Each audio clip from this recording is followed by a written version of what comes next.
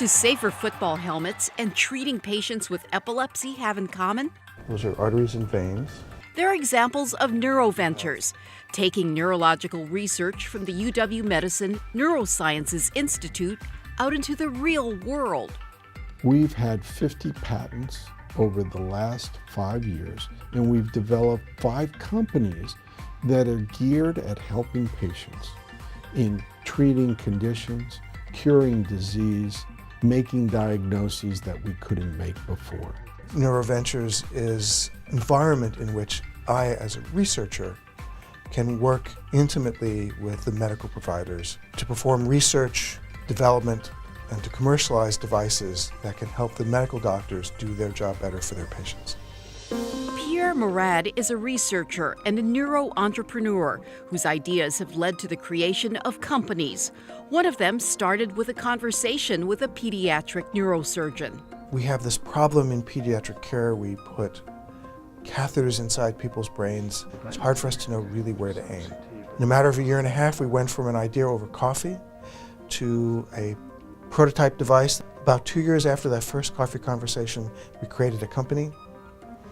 That has moved along, and we anticipate first human trials this year. Other Neuroventures could lead to innovative treatments for patients with neurological disorders. Ultrasound delivered through the skull, so completely non-invasive ultrasound, can alter brain function for therapeutic purposes. I have a grant from NIH to study this process, to try to see if this can help alleviate multiple sclerosis. We're working on a passive implant that can treat epilepsy. Neurosciences Institute pediatric neurosurgeon Samuel Browd is one of the leaders in the development of Neuroventures innovation and big idea thinking. I've been interested in technology around helmets, and specifically football helmets, to reduce the forces that a player would receive and hopefully down the road reduce the risk of them getting a concussion. The result was a collaboration with the UW Department of Mechanical Engineering and a prototype for a new helmet.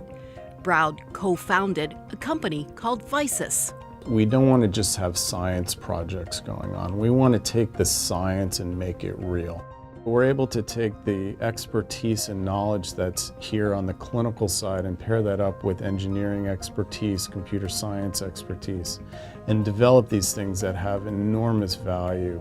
The expertise of the UW's neuro-entrepreneurs expands the influence of the UW Medicine Neurosciences Institute far beyond campus.